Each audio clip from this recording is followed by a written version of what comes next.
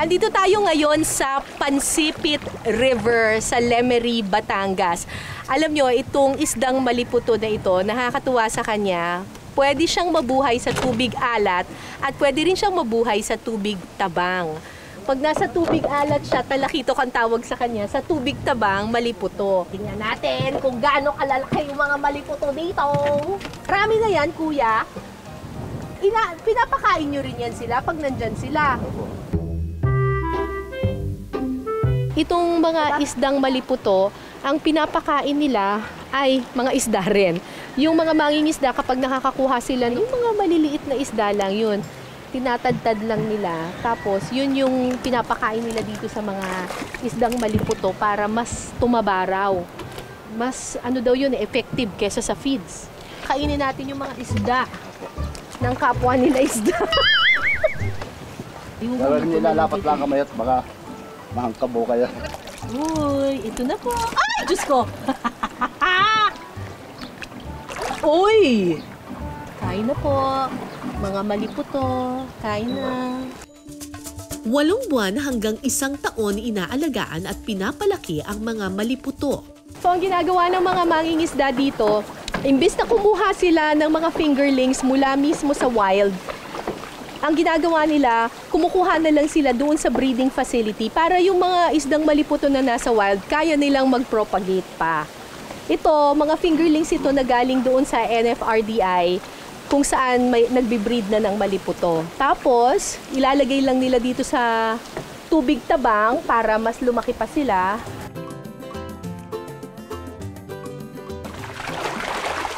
Ay, huhulihin lang ng ganun. May nakuha ka na ba? Wala kang kuha!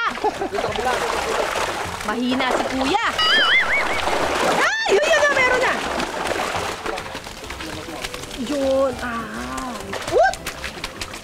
Parang mukhang pampano.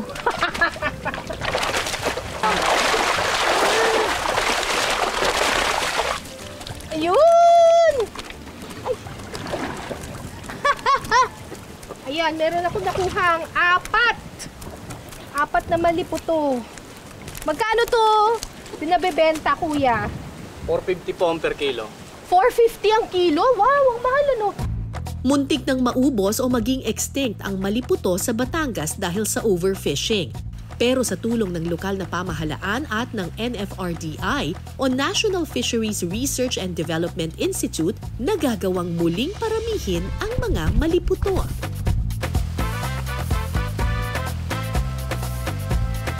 So, ang laki-laki nitong facility na ito ng NFRDI.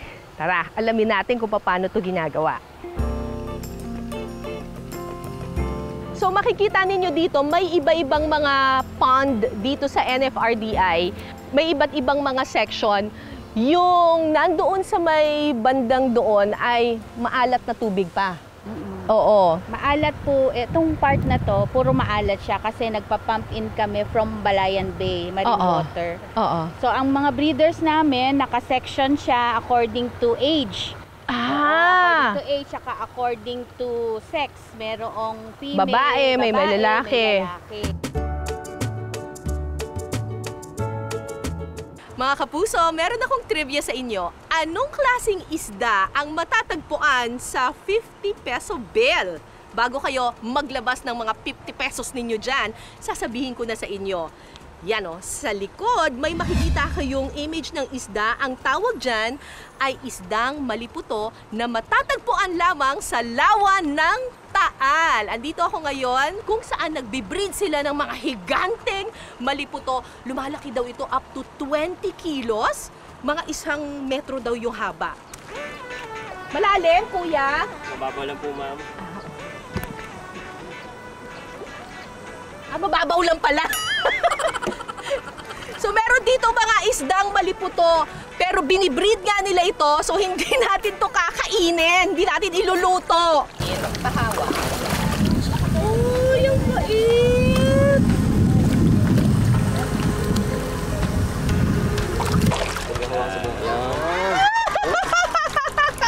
Wow! Ang bait! Ay, bababa. Ayun. Kailangan gentle yung paghawak. Opo, ma'am. Nako, ang mahal ng isdang maliputo ha. Umaabot ng mga 700 pesos per kilo. Pero dito sa NFRDI, pinapreserve nila ito, pinaparami para hindi sila maubos. Ang isdang ipinagmamalaki ng Batangas, ano nga ba ang lasa?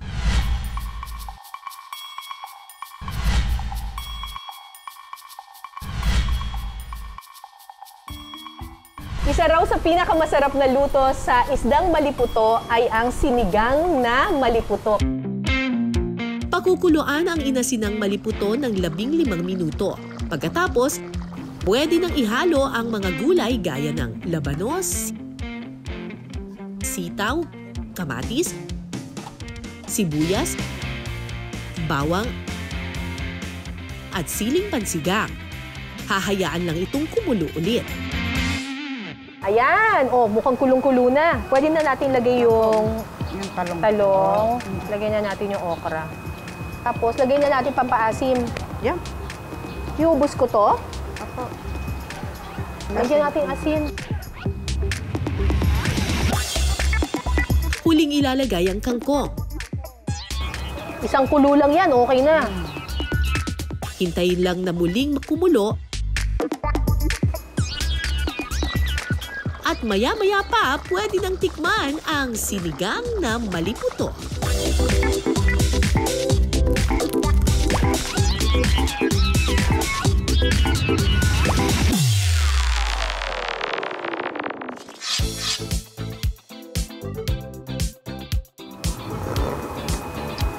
Uy, ang sarap. Saktong-sakto yung asim. Tikman natin yung isda mismo. Ang sarap. Ang sarap. Kahit matagal siyang pinakuluan, firm pa rin yung yung laman. Walang lansa, walang lasang lumot. Sarap. Bukod sa sinigang, masarap ding ihawin ang maliputo. Lagyan ito ng asin at ihawin. Pagkatapos, tikiman time na. Magkakamay na ako, guys, ha? Sausaw natin dito. Ang sarap naman ito, ha? Ang sarap! Fresh na fresh!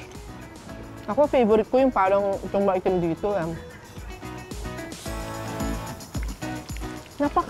Ang linis nung nung lasa niya. Ang sarap naman ito. Panalong panalo. Oh.